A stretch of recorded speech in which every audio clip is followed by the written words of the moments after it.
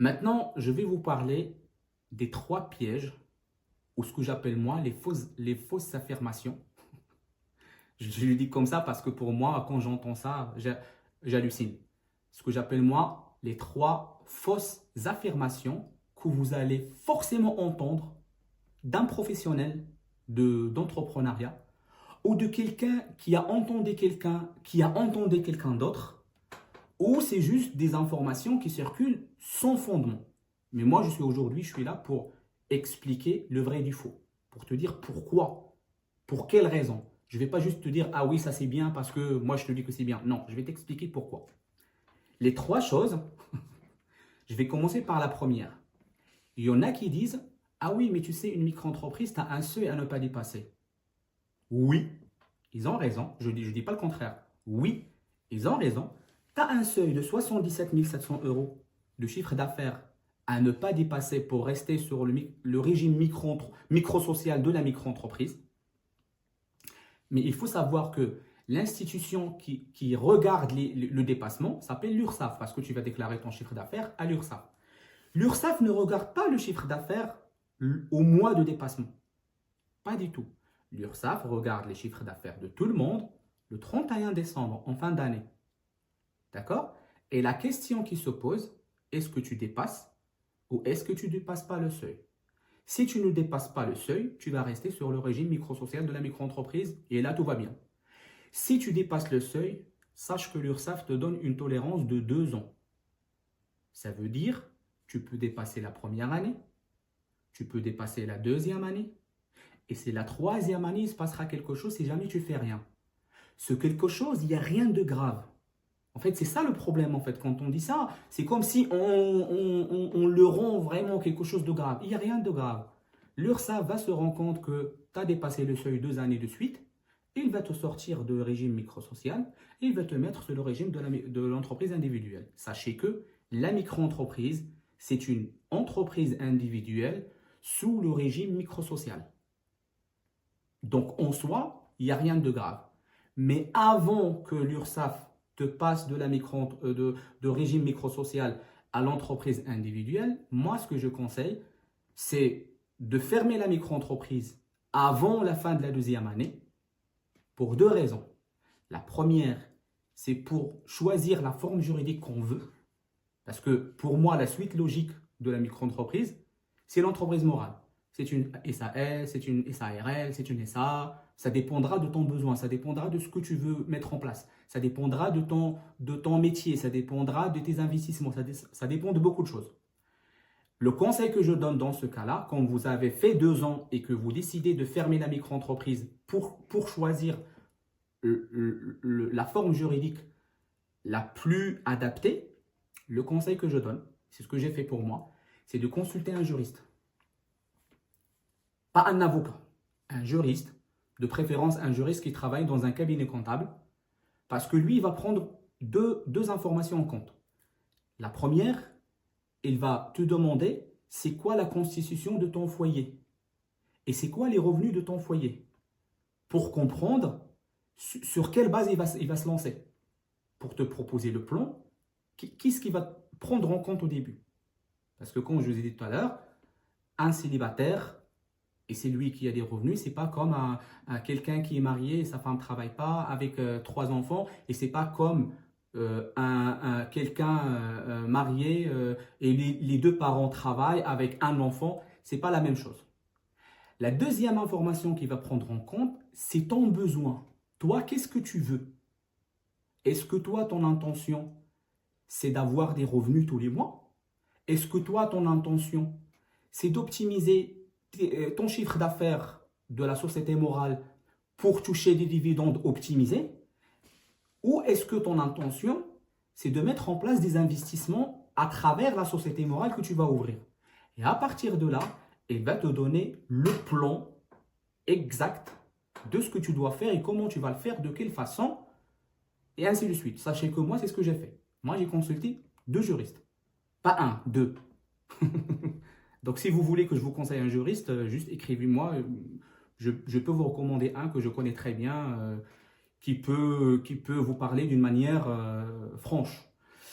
Du coup, la première fausse affirmation que moi, ça me fait halluciner, c'est le seuil. Donc, mettez en tête que vous avez le droit à être en micro-entreprise pendant 2 ans consécutifs.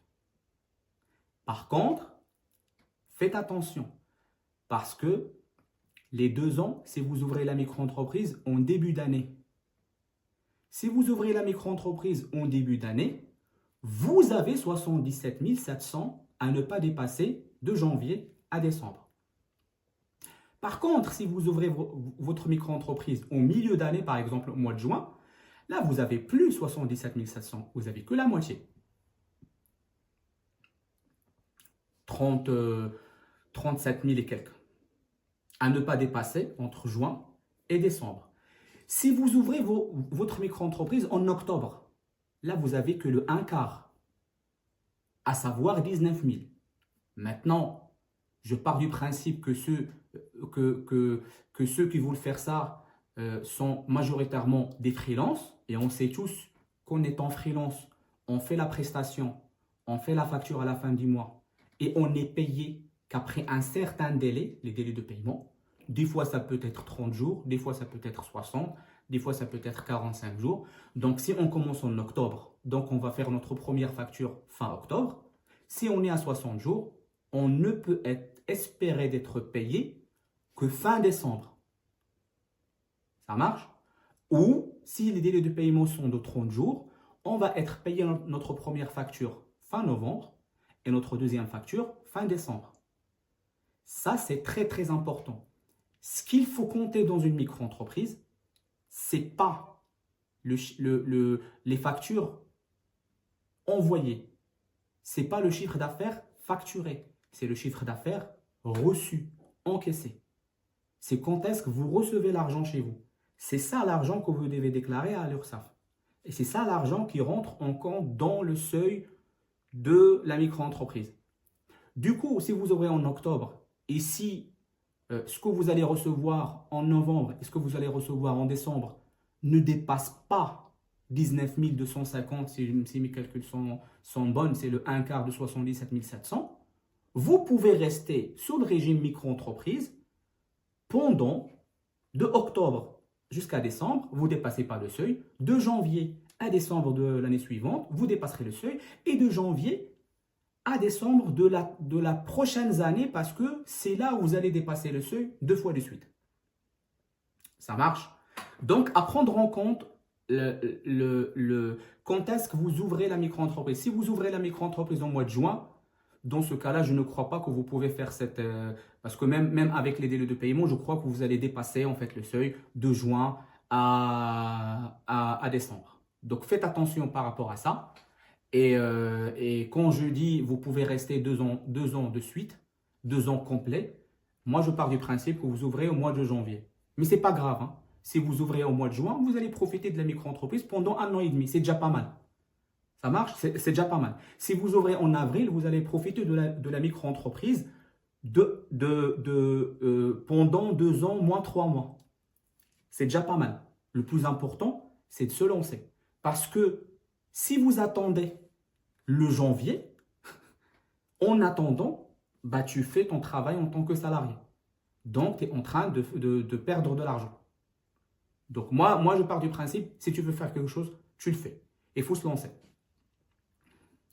La deuxième fausse affirmation, c'est ceux qui disent oui, mais vous savez, dans une SASU, sans se verser de salaire, on peut continuer à toucher notre chômage jusqu'à épuisement.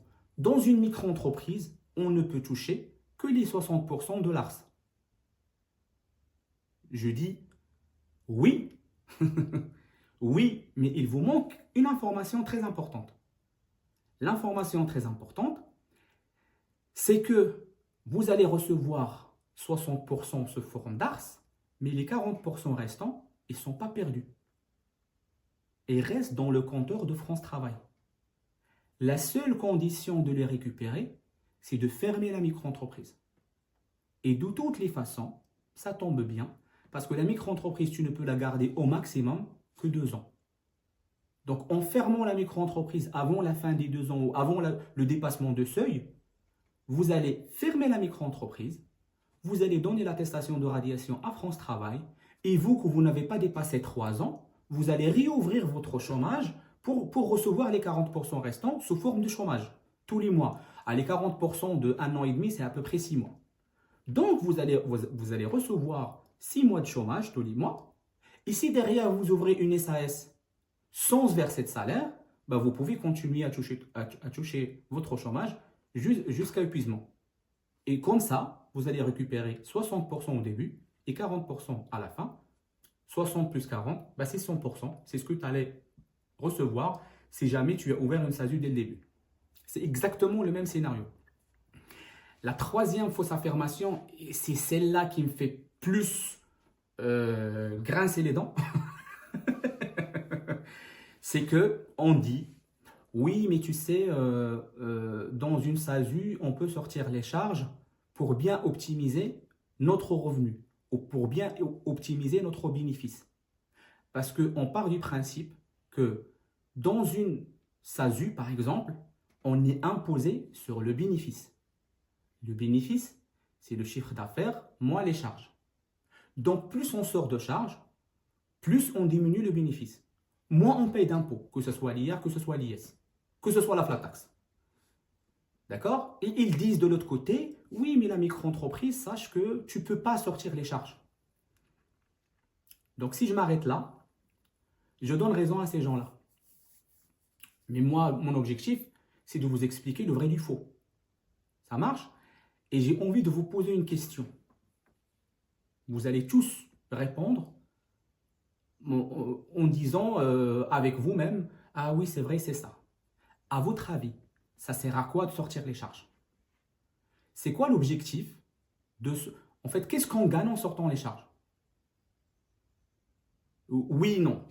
Ce que vous avez... À quoi vous avez pensé? Oui, je suis d'accord. Mais c'est ce que, allez, on va dire 99 des gens disent. Oui, parce que ce que vous sortez en charge, vous ne payez pas d'impôt dessus, c'est pas imposable. Et non, ce n'est pas la seule raison, ce n'est pas la vraie raison. La vraie raison, c'est que en sortant les charges, vous diminuez le bénéfice. Et en diminuant les bénéfices, vous diminuez l'imposition que vous allez payer sur ce bénéfice-là quand vous allez prendre les dividendes. Que ce soit à l'IR, ça veut dire ce qui va rentrer dans votre revenu de foyer. Que ce soit à l'IS plus la taxe, parce que payer l'IS sur un bénéfice, moins, ça diminue aussi l'IS. Et ça diminuera bien sûr les dividendes que vous allez avoir et sa flat tax. D'accord? Mais moi, j'ai envie d'aller plus loin que ça et de le calculer. Et en prenant l'exemple que j'ai pris tout à l'heure d'un chiffre d'affaires de 100 000 euros. Donc, un chiffre d'affaires de 100 000 euros, comme je vous ai dit tout à l'heure, le maximum que vous pouvez sortir dans une société morale, c'est 1 000 euros. En fait, quand je dis le max, c'est en prenant la moyenne sur tous les mois. Parce que tous les mois, tu ne vas pas acheter tous les mois un matériel, tu ne vas pas acheter tous les mois un téléphone ou un PC. Tous les mois, tu ne vas pas parcourir le même kilomètre. Et même si tu parcours les mêmes kilomètres, sachez que plus vous parcourez de kilomètres dans l'année, plus les frais kilométriques diminuent. Donc, moins tu reçois de frais kilométriques. Ça marche? Le pourcentage de loyer, de l'électricité et tout ça, c'est pas énorme. J'ai fait le calcul tout à l'heure. Donc, moi, j'estime que le maximum qu'on peut sortir dans une société, c'est 1 000 euros. Prenons maintenant l'exemple d'un chiffre d'affaires de 100 000 euros. Donc, 100 000 euros, quand on enlève 12 000 euros des charges, il reste 88 000 euros de bénéfices. Ce qui constitue 88% de notre chiffre d'affaires, sur lesquels on sera imposé. Que ce soit l'IR, que ce soit l'IS. Maintenant, prenons la micro-entreprise. Oui, tu ne peux pas sortir les charges, tout simplement parce que c'est une société physique. L'argent est déjà chez toi. Parce que si tu sors les charges sur une SASU, c'est parce que l'argent ne t'appartient pas, l'argent appartient à la société. C'est pour ça que tu vas sortir les charges. Dans une micro-entreprise, tu n'as pas besoin de sortir les charges parce que l'argent est déjà physique, il est déjà chez toi physiquement sur ton compte personnel. Aussi, la micro-entreprise, tu es imposé à l'IR automatiquement. Tu n'as pas le choix en fait.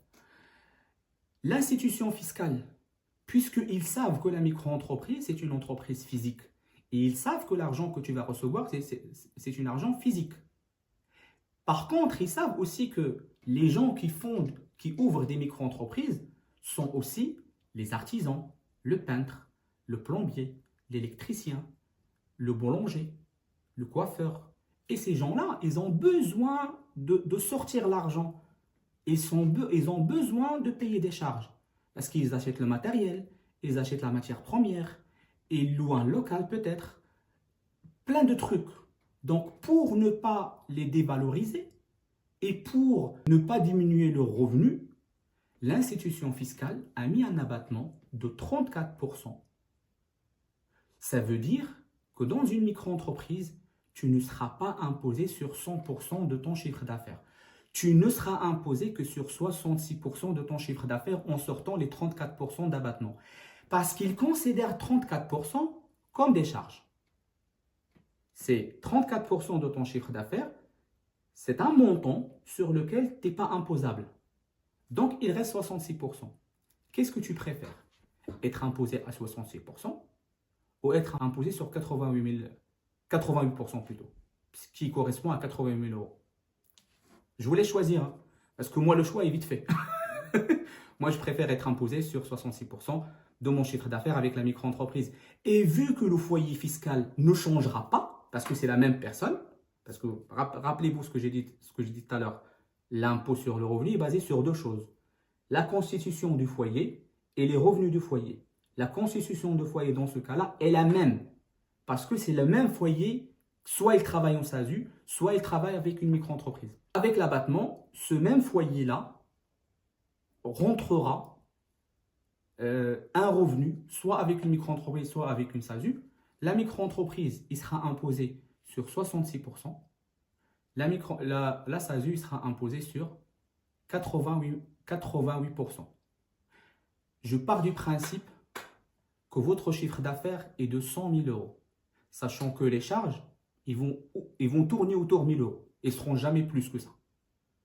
Ça marche? Maintenant, si votre chiffre d'affaires est plus que de 100 000 euros, ça veut dire que votre TGM il est plus que 450 euros. Le ratio bénéfice-charge est beaucoup plus important. Là, on parle plus de 88%. Là, on va parler de plus que 88%. On va parler de 90% parce que si ton chiffre d'affaires est de 150 000, là, c'est plus 12%. C'est plutôt 8%. Donc, tu seras imposé sur 92% de ton chiffre d'affaires. Il y en a qui vont dire, oui, mais on SASU, on peut mettre en place des optimisations comme le PEE, comme ça, comme ci, comme ça. Oui, mais ça, laissez-le pour après. L'objectif de la micro-entreprise, vu qu'il n'est pas éternel, c'est d'essayer d'avoir quelque chose, un passage entre le salariat et l'entrepreneuriat, un passage qui te permet d'avoir le plus de cash possible parce que l'argent, tu vas l'avoir en physique. Mettre en place un PEE, il faut attendre 5 ans. Que tu peux le faire après. Je ne dis pas qu'il ne faut pas le faire. Mais laisse-le pour après. La micro-entreprise ne durera que 2 ans. Je rajoute juste un point sur sortir les charges. Dans une SAS ou dans une société morale, lorsqu'on sort les charges, je donne un exemple. Lorsqu'on sort les charges, par exemple, l'achat d'un PC qui coûte 1 000 euros. Dans les 1 000 euros, il y a deux choses. Il y a le prix hors taxe, il y a la TVA. Donc, dans les 1 000 euros, vous avez 800 euros de prix hors taxe du matériel et vous avez 200 euros de TVA. Lorsque vous avez une SAS, qu'est-ce que vous faites normalement? Vous, en fait, vous dites juste, je sors les charges. Mais non. Ce que vous faites réellement, c'est que 800 euros, vous le sortez de votre chiffre d'affaires et les 200 euros, vous le sortez de la TVA que vous collectez de vos clients. Ou si vous ne collectez pas la TVA, chose impossible, mais supposons que vous ne pouvez pas, vous pouvez déclarer la TVA dépensée, donc les 200 euros, aux impôts pour être remboursé. Sachez que dans une micro-entreprise, on ne peut pas sortir les 800 euros, certes, mais on peut récupérer la TVA. Là, il y en a plein qui vont me dire, oui, mais la micro-entreprise, normalement, on a un seuil avant d'être assujetti à la TVA. Oui, si tu le veux, si tu le souhaites le faire. Ce n'est pas une obligation. En fait, l'institution fiscale vous donne ce seuil-là, c'est juste parce qu'il part du principe que tu viens de commencer. Donc, tu n'as pas le temps. Donc, tu vas être débordé au début. Donc, il te donne un petit laps de temps pour le faire, mais vous allez le faire. Quoi qu'il arrive, vous allez le faire à un moment donné, parce que le seuil de devenir assujetti à la TVA, il est de 42 000 à peu près. Donc, quand vous arrivez à un chiffre d'affaires de 42 000, vous êtes dans l'obligation de facturer la TVA à vos clients. Moi, mon conseil, c'est de commencer de la facturer dès le début. Dès que vous créez la micro-entreprise, ouvrez votre compte pro des impôts, demandez d'activer le numéro de TVA et commencez dès votre première facture à facturer la TVA. Vous allez me dire pourquoi? Pour que tu puisses récupérer les 200 euros de PC que tu as acheté à 1000. Normalement, la TVA, tu es censé la collecter de ton client et la donner à l'État. Mais en faisant ce travail-là, tu peux aussi récupérer la TVA payée, dépensée, de la TVA collectée et donner à l'État la différence. Je redonne l'exemple de PC qui coûte 1000 euros. Tu achètes un PC qui coûte 1000 euros, 800 euros de prix hors taxe et 200 euros de TVA. Tu as fait une facture on va dire, de 2000 euros hors taxe, donc ça veut dire 12 000 euros TTC. Donc tu as 2000 euros de TVA que normalement tu as collecté de ton client et tu vas le donner au service des impôts quand tu vas faire ta déclaration de TVA. Au lieu de leur donner 2000 euros, vous allez leur donner 2000 euros moins 200, 1800 euros et tu récupères les 200. Parce que tu considères que le PC que tu as acheté, c'est pour la micro-entreprise. Et vu que la micro-entreprise est physique, donc le PC, que tu l'achètes toi ou que c'est la micro-entreprise qui l'achète, c'est la même chose parce que c'est la même personne physique. C'est exactement la même chose. Donc, on part de ce principe-là. Tout achat que tu fais et que tu considères en relation avec la micro-entreprise, vous pouvez sortir sa TVA. C'est exactement le même principe pour une SASU. Donc, pour une SASU, tu sors dans les charges le chiffre d'affaires et la TVA, c'est parce que tu considères que la dépense faite par la SASU est pour l'entreprise. Maintenant, il y a des règles. Il ne faut pas tout déduire. Je vous donne juste un exemple. Tout ce qui est transport en commun, on ne peut pas déduire leur TVA, même si c'est dans le cadre professionnel. Même si on prend un VTC ou un Uber ou un taxi parce qu'on est en déplacement pour aller de l'aéroport à notre client. De manière générale, vous ne pouvez pas récupérer la TVA sur les transports en commun, que ce soit métro, Navigo, avion, bateau, VTC, taxi. Vous ne pouvez pas. Et c'est la même règle qui s'applique sur les SAS aussi. Donc c'est exactement la même chose. Tout ce qui est hôtel, vous ne pouvez pas récupérer la TVA sur les hôtels, même dans le cadre professionnel. Et c'est la même règle qui s'applique sur les SASU. Le carburant pour les déplacements pro. Parce que quand tu as une micro-entreprise, tu ne sors pas les frais kilométriques parce que c'est physique en fait. D'accord? Mais tu peux récupérer la TVA du carburant, mais à hauteur de 80%. La règle, c'est que tu récupères 80% sur la TVA que tu as payée pour le carburant dans le cadre des déplacements professionnels. L'achat d'une voiture n'est pas récupérable. D'accord? Donc, tu te bases sur ce principe-là et tu dis, la question qu'il faut se poser, la dépense que je fais, est-ce que c'est pour moi ou est-ce que c'est pour l'entreprise? Si c'est pour l'entreprise, ben, tu peux récupérer la TVA. Si c'est pour toi, ben, tu ne peux pas récupérer la TVA.